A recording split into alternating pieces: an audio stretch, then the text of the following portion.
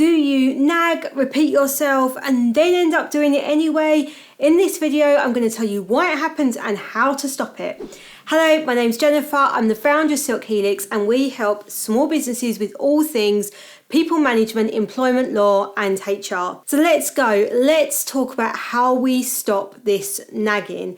It's draining, it's exhausting, and it's stopping you from growing your business or focusing on the direction that you need to go because people just aren't doing what you need them to be doing. The reality is this happens because there's no consequence, because people can bear to listen to your nagging. They don't mind that you say it over and over again, but they know full well that you will just go and do it anyway. They don't need to bother, and there's no consequence to them not doing it, so why would they? They are not going to change. The change has to come from you. You need to be the one that breaks the cycle and makes something different happen. And that starts with a process of setting really clear expectations.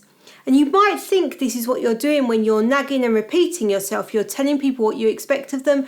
But the reality is you then go and do it yourself, so you're not really telling them. And they're shutting down. They're not actually listening to what you're saying.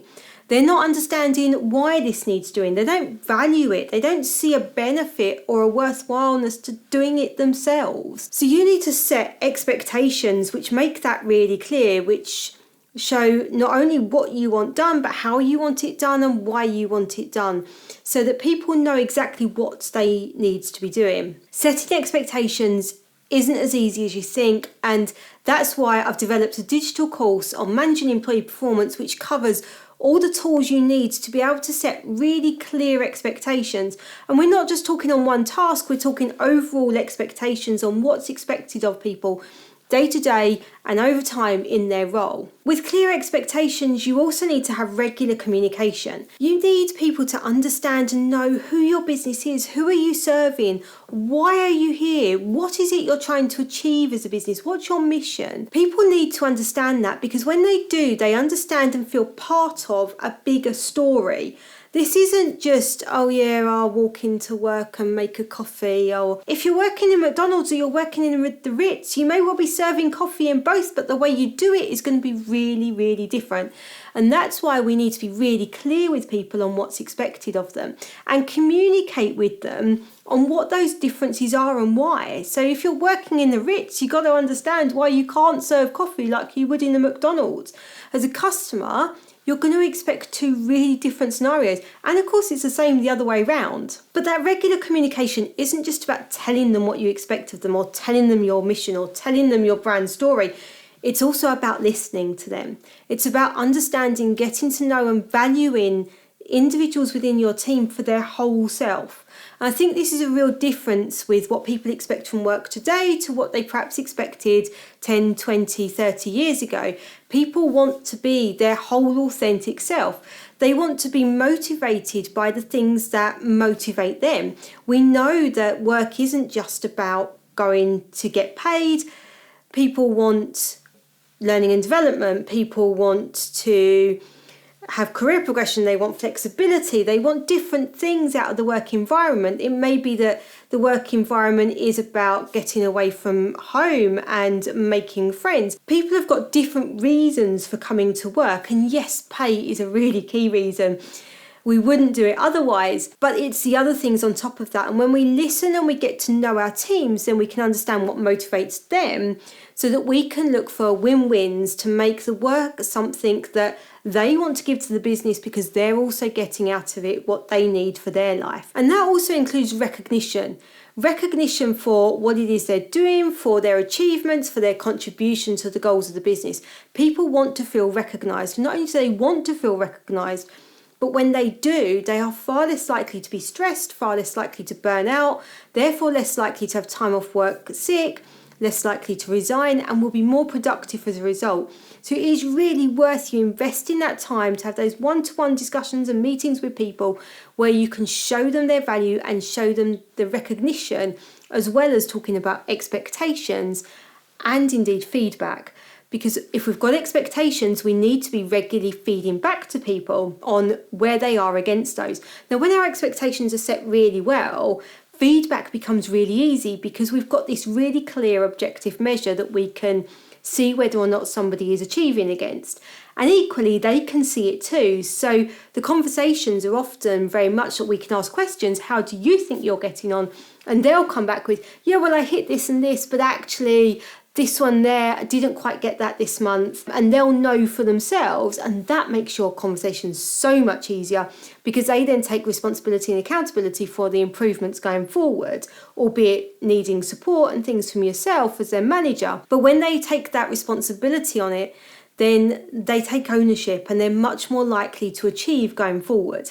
Now, the reality is, if you've got people who are used to just listening to you nagging and not doing it, then breaking that cycle is going to be hard. You are going to need to have some consequences. You may well put expectations in place. This is going to come as a shock. People aren't going to like it. They're not going to want it because previously they haven't had to do because you've done it for them.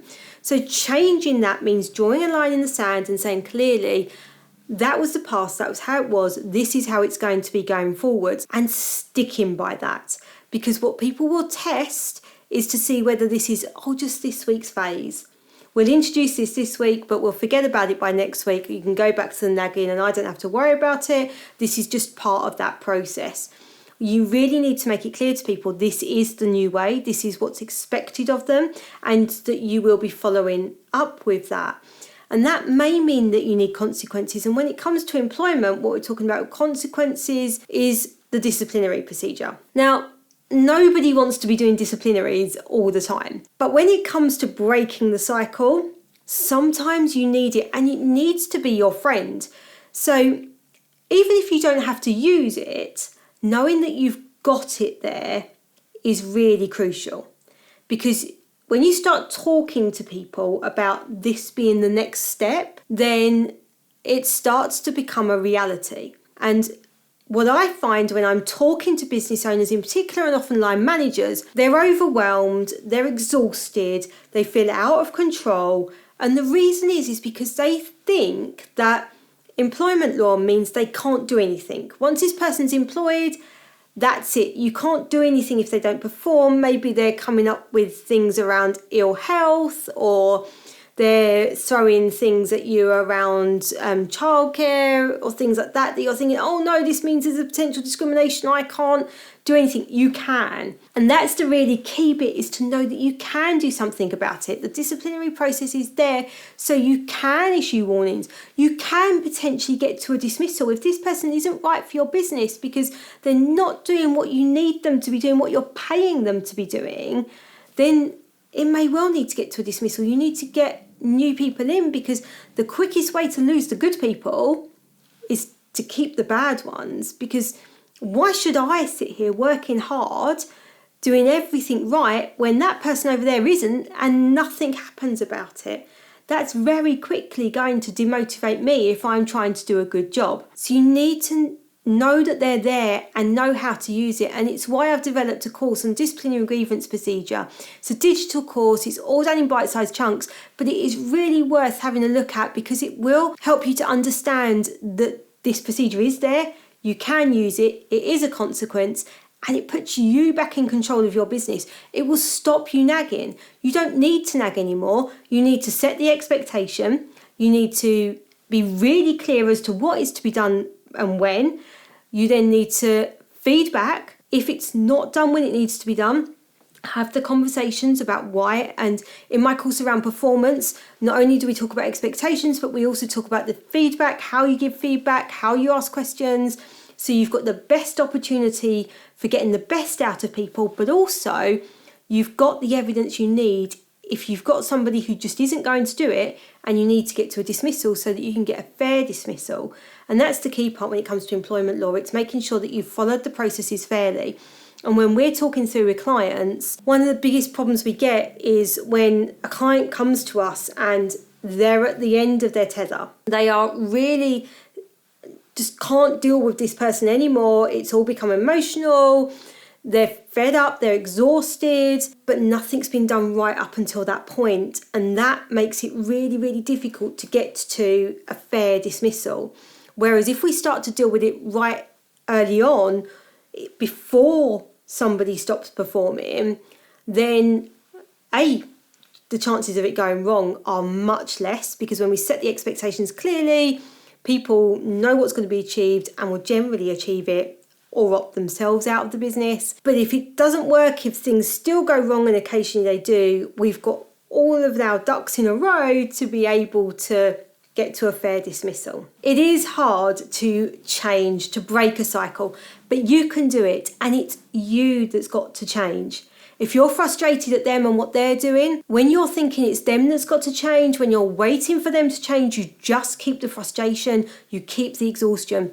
Change yourself, change the way you're managing things, set your expectations, be really clear with monitoring it, reviewing it, feeding back, and then use those consequences if you need to. Hopefully you won't need to, but know that they're there, know you can use them. So you break that cycle of nagging and you doing it, you hold back, you don't do it, you give them a chance to do it, then you'll know if they haven't done it because you've taken away the excuse of, well, I was going to do it, but you went and did it. Give them the chance, see if they do it. We can deal with consequences if they don't.